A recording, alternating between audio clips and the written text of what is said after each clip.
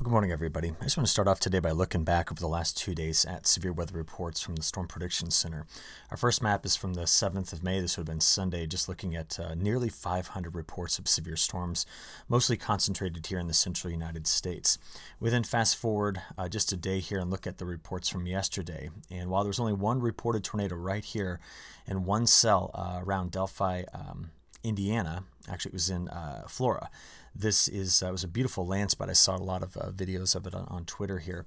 The biggest kind of outbreak of severe weather happened down here in parts of Missouri and then stretched over toward parts of Kentucky and Tennessee. Now we're going to continue to stay in this pattern that's going to stay quite stormy. We're going to have multiple chances for severe storms going forward, but these last couple of days have been quite busy here. I wanted to stitch together the last 7 days, and this goes through 12 a.m. this morning. So what we're trying to identify here are places that, of course, received incredibly beneficial rains that are going to push us through the next few weeks without risk of developing flash drought. But we also have to identify these areas that have missed out and then compare this to the upcoming forecast. I'm thinking a lot about parts of Kansas, parts of Missouri, down here in this little corner of the Mid-South. Take a look at the eastern part of the United States from Pennsylvania through the Carolinas down into Georgia and Florida. We are going to watch better storms forming in parts of the Four Corner States coming up, but we need to see if we can just fill in these gaps that really just need this good spring rain coming through.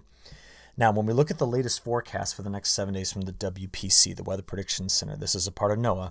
One of the things I'm identifying here is they've been very consistent with the above normal precipitation forecast for this region and for Texas. And we've been talking about Texas's potential here, given the setup with the split flow developing in the west, to possibly pick up 3, 4, 5+ inches of rainfall. Some of the areas, though, that we identified drier, just continue to see that drier forecast showing up. And thinking about the southeast and New England, parts of the Great Lakes, and then right in through this quarter and through here. But I've got questions about the forecast right into this particular area. Now, we know that, looking back here in the recent history, that area just continues to show up as this kind of lone holdout here in the country for just keeping these very low soil moisture values. So I'm talking about parts of Nebraska, little sections of Iowa that missed out on some of the recent storms, and then you get here into parts of Missouri, Kansas, Oklahoma, and then just dotted throughout here in the high plains. If you want to see what this looks like even a little bit longer term, I'll take you all the way back here to, this would be March 1st through May 8th. And some of these climate reporting districts over that time period, again, March 1st to May 8th, are seeing, second driest in this quadrant right here, in this reporting district, several of these other locations here, just incredibly dry spring. Now, I was looking at this map this morning, seeing also places that have been very, very wet, thinking about the upper Midwest, and then thinking about the western United States. And it's been a little while since I've given you an update on the snowpack out here. So I'm going to go to California and just show you what's going on here. You notice that along the Sierra Nevada, there is still anywhere between 30 and over 100 inches of liquid that's still in the snow. And this is really just hanging on later and later into the season. And the reservoirs right now throughout California, Shasta, which is, I believe, the biggest reservoir in California, is 98% full. And there's still a lot of snow to melt in the Sierra Nevada to get into Shasta. Now, I don't fully understand the drainage basins for each of these reservoirs. It's not something I've studied, but it's just important to know that there's still a lot more melt to go. And that's just to focus on California. We know, the upper Colorado Basin has quite a bit of snowpack in it, remaining certainly highest in the last decade. And then we also know about the Pacific Northwest melting the snow, getting into the major reservoirs there. And I took a look at those this past weekend, and they're looking quite healthy. Most of them are in the Pacific Northwest. But coming back to this drought region right in through here, whenever we see the jet stream doing this, it's a good indication that despite what the models are forecasting, we have not eliminated the chance for storms. And I'm talking about a trough that comes through and sends southwest flow. Now, you probably heard me say that 50 times in the last 10 days, but it is that southwest flow in spring that's critical to the plain states. I mean, that's what we need to get in order to initiate good moisture transport out of the Gulf and get these storms to fire. So here's the newest updates from the Storm Prediction Center on where we're watching for severe storms today. There was a cluster of storms that showed up overnight in this area, and there's the potential for them to move across Kansas today. The speed and total moisture content will be critical. I'm watching carefully North Carolina today as well. Getting into tomorrow, and this is the forecast, all of this right here in the high western plains and this will be where we're expecting to see things getting into the day on the 11th. So keeping a very close eye on multiple chances for getting storms in places that have been very, very dry. Now, I want to show you some satellite data from yesterday, just as the sun was rising here in the midsection of the country. Oh, interestingly enough, you can continue to see the smoke stretching out of parts of Ontario straight over the top of New York and exiting here the East Coast. This is the smoke from the wildfires this past weekend that was out of Alberta. We talked about it last night in the in-depth report. So this moved all the way up to the Canadian archipelago, which is off my screen, and is now coming down into this area. Okay, let's go backward, though, and see where the storms were yesterday. So this is how things were kind of igniting last night, just as the sun was setting. Gosh, look at that smoke. You can see the very large clusters of storms down here in the south. These were the storms we were watching carefully coming out of Missouri that last night produced the severe weather in this area. And it's very difficult to see, but that tornado, the cell that produced it right there in Delphi, that was the one that produced that land spout. Now, outside of this, you did notice there's quite a bit of haze in the atmosphere here and smoke from some wildfires in New Mexico and Arizona.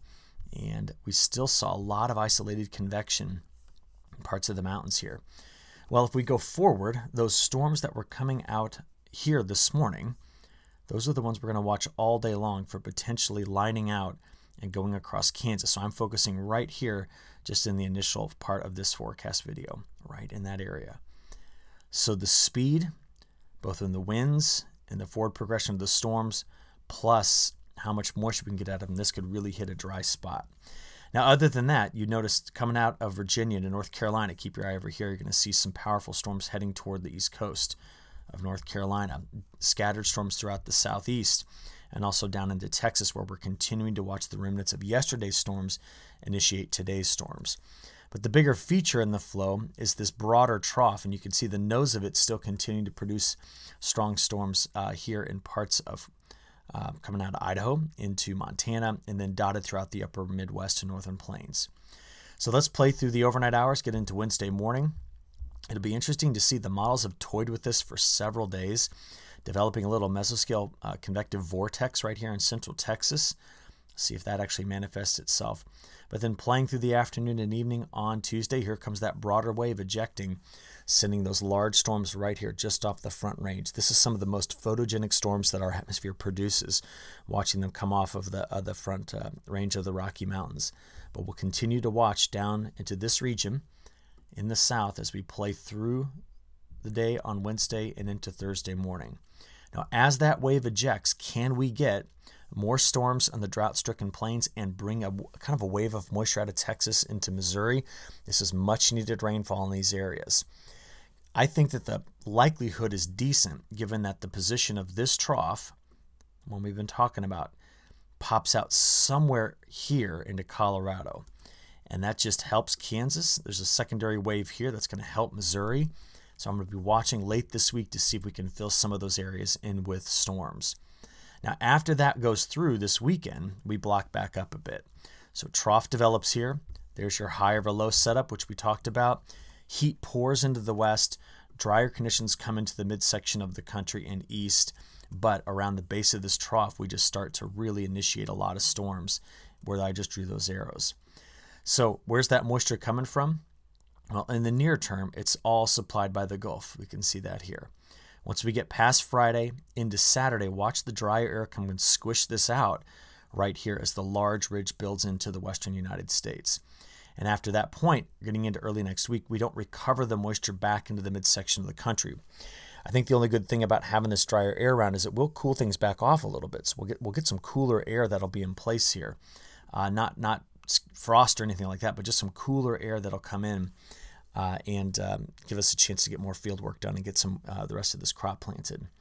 Okay, let's show it on the ECMWF versus the GFS forecast. And let's play out and kind of watch where this wave comes out. There it is. So this is now early Thursday morning, Thursday midday, Thursday evening. So you notice the GFS is more progressive with the system than the European, but they both try to bring some moisture back into Kansas and Missouri out of Texas, while there's heavier rains that are going to be farther to the north and a lot of embedded storms. So watch the western plains this week for severe storms. We then get into Friday and Saturday. This is where the pattern begins to change, right? So we're going to watch drier air push this out. We're going to watch the big ridge build here with the cutoff low to its south. So feeding storms in this area, getting hot in this area. So this is Sunday morning, getting in through the rest of the day this weekend. There's now Monday, Tuesday. And what you watch in the models is lots of flashes of green here. That's almost monsoonal-like behavior in the atmosphere, but higher pressure, drier conditions coming in on the backside of this. So we put it all together in a map. I really enjoy looking at these maps. Next 10 days, probability of getting at least an inch of total accumulated precip. This is the probability of 2 inches, and here's the probability of 4. So we just continue to identify this area in Texas that's really going to see a lot of moisture transport. From there, let's go out and look at the week 2 pattern. Models are very settled on this kind of high over low setup. So drier air here. It's in all 3 forecast models, and they're all wet over an area that I'm worried about later this year not having a strong monsoon. That's something later. That's July, August, that time frame. So it's good to see the moisture coming in here. What are the temperatures going to do? Well, here's today's highs. Playing this forward into Wednesday and Thursday. That was a lot of cooler air over North Carolina, primarily due to just some rain-cooled air in this area. But the cooler conditions that are in the west are going to start to disappear. That's by Friday. Oops. Getting into Saturday. This is when the block begins to develop. So extreme heat coming into the Pacific Northwest. We'll probably start to see heat advisories and things coming out here. But there it is again. That ridge, trough, lot of moisture transport, clouds in this area. And we'll just play on out there to the 15th and see what those temperatures look like. Next, how many GDDs are we expected to accumulate over the next 7 days? Well, here's your totals. And from here, I want to show you what we're looking at in terms of the pattern out 15 days. So the 5-day sliding window shows us that by day 5 through 10, we're fully established in that high or low setup. We then see the drier air moving across the east, coming out of the Canadian, this side of the Canadian prairie, getting over to the Canadian maritime, and the cooler air that we could see associated with it. And just playing this on out to the end of that time period. We're blocking up the west, more northwest flow in the midsection of the country, which in spring is not wet. And that's what I think we see the pattern now really shaping up to be. A couple of things international. The temperature pattern across the rest of the planet, we're still seeing cooler conditions for much of the next 10 days like in Ukraine. But finally, the extreme heat covering a big section of the Iberian Peninsula is backing off. Elsewhere, take a look at this region right here in Brazil. Above average temperatures for this point in fall. Clear skies, dry conditions overall here, but we're cooler in Australia. Let's look at the 10-day precip outlook, and you can see how dry it is. In fact, we're not expecting any precipitation inside of this area, and very dry in southern Brazil, which, as we've been commenting, is going to affect late planted safrinha crop. Very wet in Central Europe, but dry on either side, like in Ukraine and this part of Russia and the Iberian Peninsula. If you take a look at Australia, overall, a drier pattern is shaping up here. And speaking of Australia, the Bureau of Meteorology released their newest report this morning. They've backed off just about 0.3 degrees overall on the upward extent of this El Nino. They're suggesting by September and October, it's around, somewhere around 2.5 to 2.8 C. So still very strong overall in its intensity. And just as a reminder, this is all the other models. So this is the Australians, the Canadians, the Europeans, the Japanese, the French, the United States, and the British. Okay, so playing for that's June, July, August, and September. All modeling agencies are on for a moderately strong El Nino, Some of them are predicting, one of these very, very strong El Nino events. The lead runners here would be the Australians and the U.S. So I'll stop it right there. Just a quick comment. Tomorrow morning, I will not be producing a video. I've got a very, very early flight out of Chicago, and I'll be on the road about 3 a.m. and just won't be able to get the video done in time for you to see it in the morning. So we'll pick back up on Thursday. Have a good one. Thanks.